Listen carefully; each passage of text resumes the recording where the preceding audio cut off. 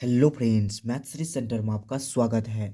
तो आज हम वास्तविक संख्या चैप्टर से 1.4 के मोस्ट वीवीआई क्वेश्चन को सॉल्व करने वाले हैं। देखिएगा, यहाँ पर क्वेश्चन है, बिना लंबी विभाजन प्रक्रिया किए बताए कि निम्नलिखित परिमेय संख्या के दशमलव प्रभाव शांत है या अशांत। यानी इस यहाँ पर संख्या दिया रहेगा, पी बटा क्यू के रूप में परिमेय संख्या दिया रहेगा, वो हमको पहचानना है कि ये शांत है या अशांत। तो ये क्वेश्चन आपको 3 से 4 नंबर दे सकता है, तो इसको आपको सीख के ही जाना है। सिंपल एक छोटा सा पॉइंट याद रखिएगा, आसानी से आपको बन जाएगा। ऑब्जेक्टिव में देखने को मिलेगा और सब्जेक्टिव में भी देखने को मिलता है। तो सबसे पहले एक पॉइंट समझ लीजिएगा, इसको बनाने से पहले वो तो मैं बताऊंगा ही, एक पॉइंट समझ लेते हैं तो आसान हो जाएगा। पॉइंट जो है यहाँ पर कुछ इस प्रकार से है। यहाँ पर पॉइंट देखिएगा, परिमेय संख्या अगर p बटा क्यू के रूप में हो, जिसमें q का अभाज्य गुणनखंड जो है हमें 2 पावर n और 5 पावर n के रूप का हो, यानी इस रूप का हमें होना चाहिए। या इनमें से कोई एक रूप भी हो, इनमें से कोई एक रूप भी हो तो वो भी शांत होगा। अगर इनमें से कोई, इसके अलावा अगर कोई नहीं रहे तो वो अशांत हो जाएगा। जैसे यहाँ पर ये जो है, ये तो संख्या m और n जो है ऋणात्मक पूर्णांक है, यानी इसका मान कुछ भी हो सकता है, लेकिन ये 2 और 5 फिक्स रहेगा। ये दोनों आपको यहाँ पर फिक्स देखने को मिलेगा, या तो किसी एक को समझ लीजिए। तो चलिए क्वेश्चन को सॉल्व कैसे करेंगे वो देखिएगा। आपको 5 क्वेश्चन को सॉल्व करने को मिलेगा। चलिए वीडियो को स्टार्ट करते हैं। देखिएगा, यहाँ पर सबसे पहले का क्वेश्चन जो है 13/3125। तो सबसे पहले हम क्या करेंगे, इस 13 जो है इसको सिंपल ऊपर में रख लेंगे और 3125 का फैक्टर करेंगे, यानी फैक्टर मतलब गुणनखंड कर लेंगे।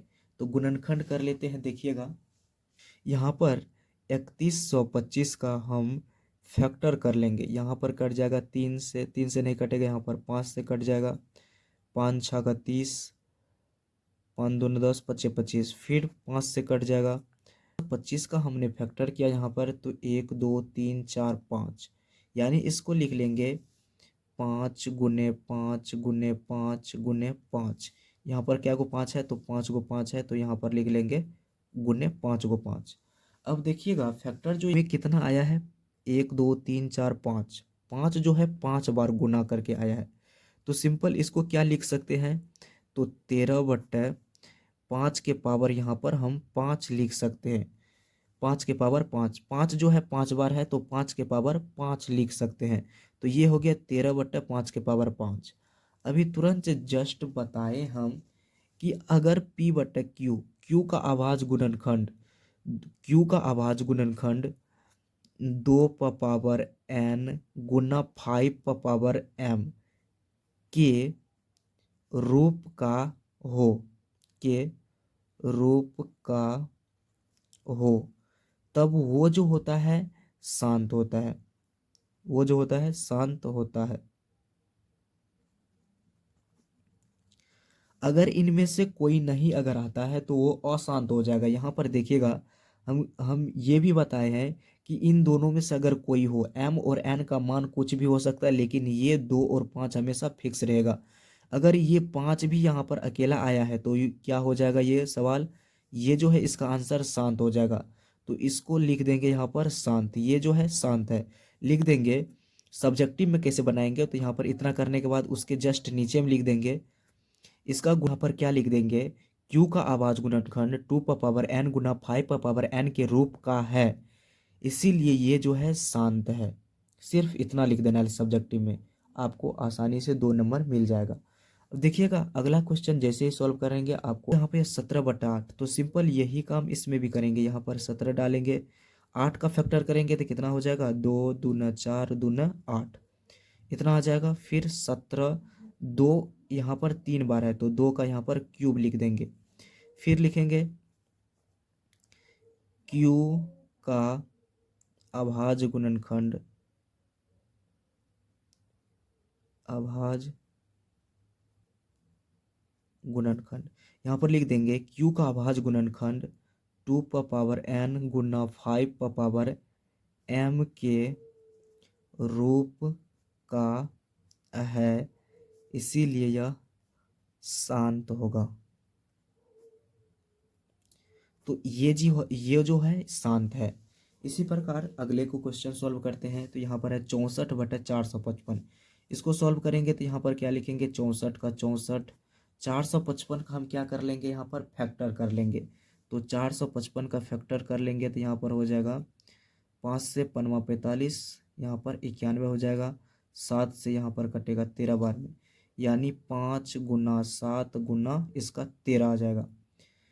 64 यहाँ पर इसका देखिए, ये अकेला 5 है, अकेला 7 है, अकेला 13 है।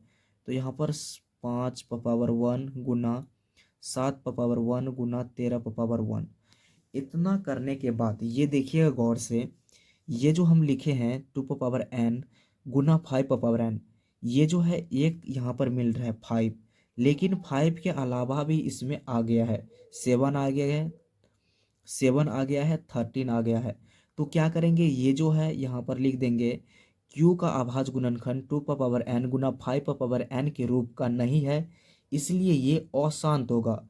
यहाँ पर इसका आंसर जो हो जाएगा अशांत है ये, क्योंकि ये जो रूल हम जो लिखाए हैं ये फॉलो यहाँ पर नहीं कर रहा है, तो ये हो जाएगा अशांत।